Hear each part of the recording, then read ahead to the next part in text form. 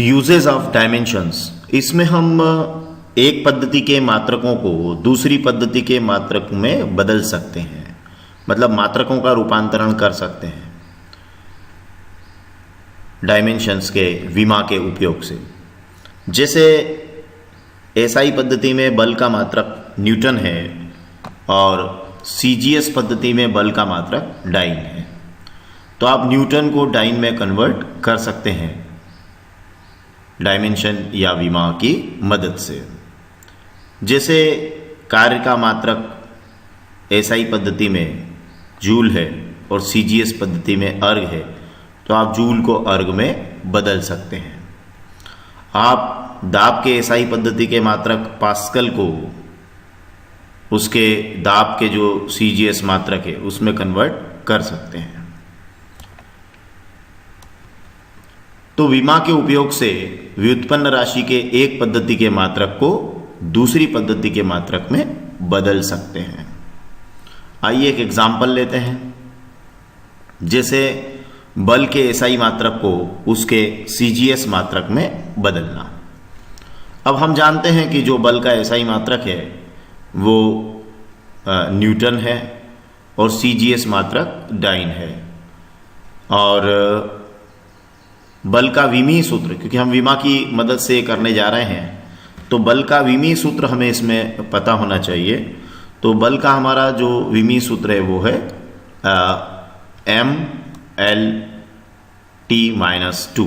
देखिए इस तरह से mL और ये t की पावर पर -2 लगा है, मतलब ये mLt-2 हम इसको सीधे सीधे बोल दें mLt-2 अंडरस्टैंडिंग के लिए कि mLt⁻2 बोलने के बजाय हम इसको mLt-2 बोलेंगे ताकि सुविधाजनक रहे। तो बल का जो विमीय सूत्र है वो है mLt-2। तो अब यहाँ बल का एसआई मात्रक हमें पता है कि वो क्या है, तो बल का एसआई पद्धति में मात्रक होता है न्यूटन। अगर नहीं पता हो तो आप यहाँ केवल लिख दीजिएगा एसआई मात्रक। चलिए अब एम द्रव्यमान को एसआई पद्धति में किस में मेजर किया जाता है? किलोग्राम में। तो ये हो गया 1 kg। लंबाई को मीटर में 1 मीटर, और समय को सेकंड में 1 सेकंड, और इसकी पावर कितनी लगी है? -2। तो यहाँ आप -2 लगा दीजिएगा। तो इस तरह से बहुत इजी है, कितना सिंपल है कि आप किसी भी राशि जिसको आपको कन्वर्ट करना हो उसका विमीय सूत्र लिख लीजिए, और फिर उसमें जितनी भी उनके जो भी मात्रक हैं उनको लिखते जाइए, और उनकी जो पावर्स है उनको भी वैसा का वैसा लिख दीजिए। तो जैसे यहाँ ये m की पावर 1 थी तो 1 kg की पावर 1 हो गई, l की पावर 1 थी 1 m की पावर 1 हो गई, t की पावर -2 थी 1 s की पावर -2 हो गई। ठीक है। अब अगर आप इसी को सीजीएस पद्धति में लिखना चाहेंगे तो क्या लिखेंगे? सीजीएस पद्धति में सीजीएस मात्रक लिख लीजिए। यहां पर डाइन है, आप सीजीएस मात्रक भी लिख सकते हैं केवल। अब देखिए फिर यहां पर देखिए, अब किलोग्राम की जगह यहां ग्राम हो जाएगा, क्योंकि आप ले रहे हैं सेंटीमीटर ग्राम सेकंड पद्धति। एसआई पद्धति जो है वो जस्ट परिवर्तित या यूं कहें कि बढ़ा हुआ रूप है एमकेएस पद्धति का, तो वो मीटर किलोग्राम सेकंड होता है, तो ये किलोग्राम मीटर सेकंड। और ये जो सीजीएस पद्धति है ये सेंटीमीटर ग्राम सेकंड है। तो यहाँ आप देखिए ये ग्राम सेंटीमीटर और ये सेकंड, तो किलोग्राम के प्लेस पर ग्राम हो गया, मीटर के प्लेस पर सेंटीमीटर, और सेकंड उसमें है ही।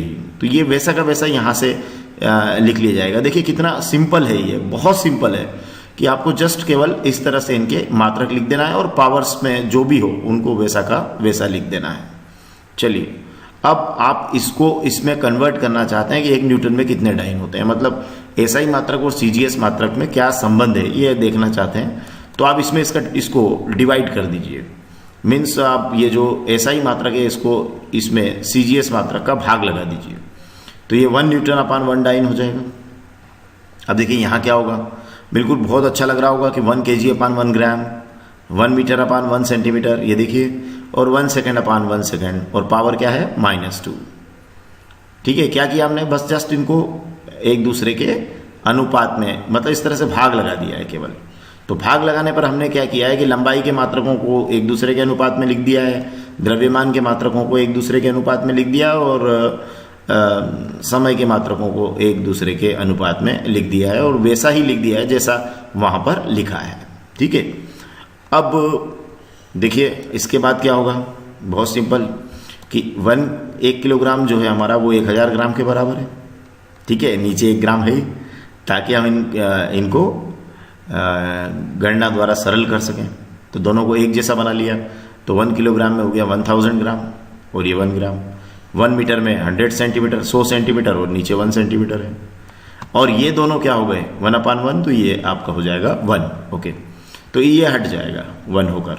तो इस तरह से यहाँ देखिए आप, ये देखिए अब इसके बाद क्या होगा, ये ग्राम से ग्राम कैंसिल है, सेंटीमीटर से सेंटीमीटर कैंसिल है, और ये 1000 है और ये 100 है। तो देखिए ये हो जाएगा अब 10 टू द पावर कितना हो जाएगा, देखिए आप 1 newton dyne is equal to 10 to the power, देखिए 1 2 3 4 5, तो ये 10 टू द पावर 5 हो गया।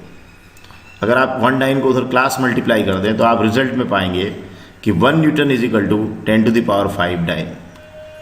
मतलब जो बल का एसआई मात्रक है न्यूटन, वो बराबर है 10 टू द पावर 5 इंटू बल के सीजीएस मात्रक के।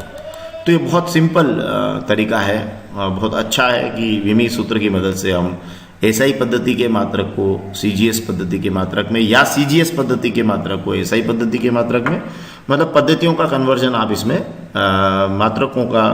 मात्रक को एक पद्धति से दूसरी पद्धति में आप ले जा। सपोज मान लीजिए आपके पास में एक दूसरी राशि, चलिए हम लेते हैं कि हम कार्य के एसआई मात्रक को सीजीएस मात्रक में बदलना चाहते हैं, तो हमें कार्य का विमीय सूत्र पता होना चाहिए। कार्य बल गुणित दूरी होता है, तो उस दृष्टि से बल का जो विमीय सूत्र mL/t-2, उसमें अगर आप L का मल्टीप्लाई कर देंगे तो mL²t-2 हो जाएगा।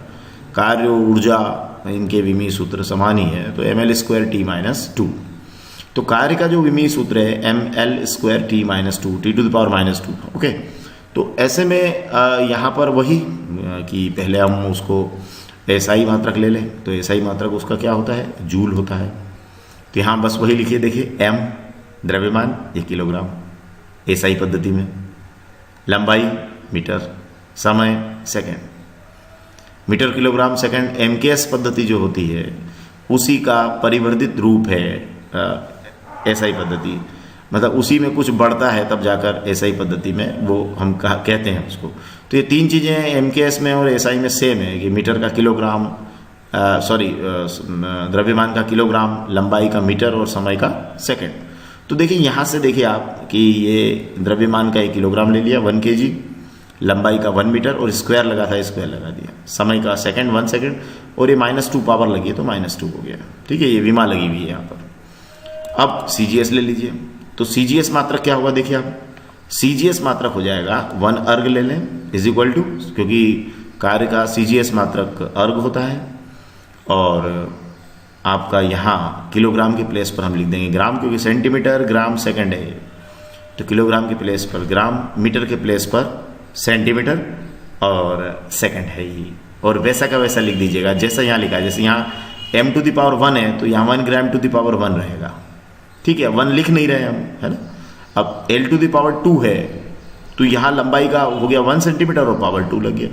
T⁻2 तो T का 1 सेकंड हो गया और पावर में -2। जैसा यहाँ किया है वैसा ही यहाँ करना है, और वो यहाँ देख कर करना है कि इसकी पावर में, मतलब इसकी विमा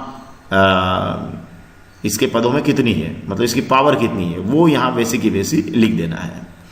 चलिए अब इसको कन्वर्ट करने के लिए वही जो हमने पिछले अभी उसमें किया था कि आप इसमें इसको डिवाइड कर दीजिए, तो 1 जूल/1 अर्ग हो जाएगा। देखिए अब किलोग्राम/ग्राम, मीटर/सेंटीमीटर और स्क्वायर, सेकंड/सेकंड, पावर -2। तो आपको पता है ये तो 1 बन जाने वाला है। चलिए इसके बाद क्या होने वाला है, 1 जूल।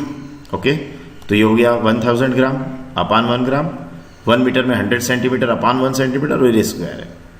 ओके, तो देखिए ये तो कैंसिल हो गया, ये 1000 हो गया। अब यहाँ देखिए 100 ये कैंसिल हुआ, सेंटीमीटर 100 का स्क्वायर, तो ये हो गया देखिए आप 10000। तो अब इस तरह से ये 10,000 हुआ और ये यहाँ है 1000। अब देखिए ये इसकी पावर में कितनी जीरो बनने वाली है, 10 टू द पावर कितना हो गया, 1 2 3 4 5 6 7, तो 10 टू द पावर 7 हो गया है। तो हम इसको लिखेंगे कि ये 1 जूल या 1 जूल बटे 1 erg is equal to 10 to the power 7। Okay, अब क्रॉस मल्टीप्लाई कर दीजिए, तो ये बन जाएगा 1 जूल या 1 जूल बराबर 10⁻7 अर्ग। मतलब हमने ये सीखा कि कार्य का जो एसआई मात्रक है जूल, वो बराबर होता है 10 टू द पावर 7 इंटू कार्य के सीजीएस मात्रक अर्ग के बराबर। तो इस तरह से हम राशियों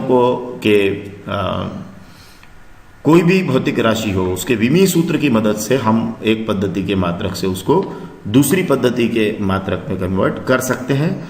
जैसे आपने अगर दाब का एसआई पद्धति में मात्रक पास्कल लिया है तो आप उसको सीजीएस प्रेशर में कन्वर्ट कर सकते हैं। बस आपको दाब का विमीय सूत्र पता होना चाहिए। धन्यवाद।